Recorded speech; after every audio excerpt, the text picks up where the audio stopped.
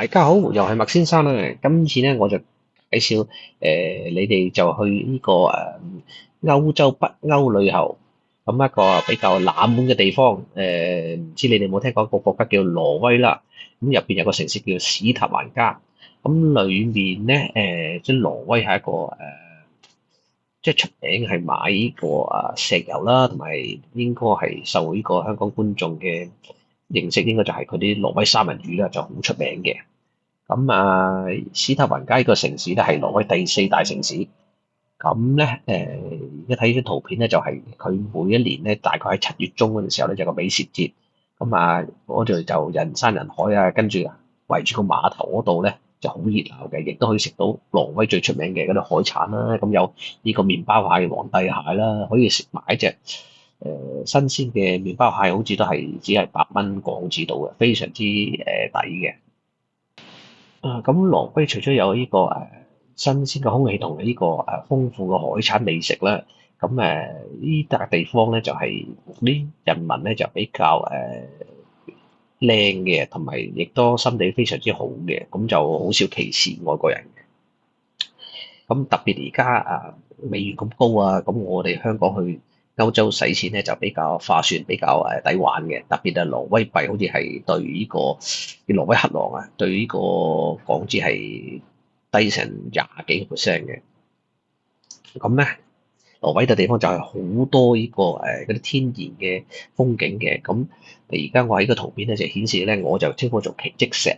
咁挪威咪叫做 Tjekkabolten。咁呢笪地方咧，你見到咧就好得意嘅，喺兩個山峰之中咧就夾住一粒個好似鵝蛋石嘅物體咁樣。咁呢個就非常之好玩嘅，但係咧就要大概1天時間到啦。你由史頭環加出發咧，坐車都要來回成8個鐘頭嘅，連埋上山咁樣。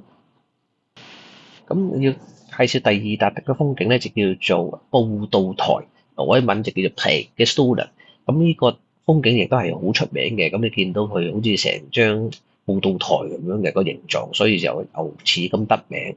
咁呢個咧就可以坐船或者揸車去到啦。咁就應該2、3個鐘頭就去到啦。上山來回應該都係個半鐘頭就得噶啦。即係呢個就唔係話太過高嘅或者長嘅距離，但係呢笪地方就好出名。甚至 Tom Cruise 嘅 Mission Impossible 第6集咧，都喺度拍過電影取景嘅，取景就係呢笪地方取景嘅。你哋留意下啦，咁或者睇翻關於呢個嘅新聞就知道噶啦。好，咁第3笪地方要介紹去嘅係去西班牙去嘅其中一笪地方嘅就係呢個叫做Torretola，咁中文就叫做惡魔之舌。點樣得名咧？因為挪威人就覺得佢呢笪地方咧就好似係惡魔嗰條脷或者個舌頭咁個形狀啊，所以得名嘅。咁呢笪地方亦都係好好玩嘅。咁挪威除咗頭先所講嘅海產啦，其實個士多啤梨都係一絕嘅喎。咁要喺夏天係其實就比較短嘅時間要查一查啦，佢幾時即係造就啊？咁亦都要睇下嗰段時間嘅天氣。個天氣好咧，咁先會有生產多呢隻士多啤梨嘅。我覺得就唔會話差過日本好多啦，甚至係好食過日本咯。因為佢比較自然嘅，咁就挪威嗰啲物產咧就好自然嘅。咁好啦，咁就係咁多啦。呢個就比較冷門嘅地方，我係今次介紹俾你哋嘅，希望你哋會中意呢段片啦。OK，係咁先，拜拜。記得 like、subscribe and share，因為咁樣咧就對我哋呢啲咁小頻道咧係最大嘅支持同鼓勵。如果可以 comment 埋就最好啦，多謝晒。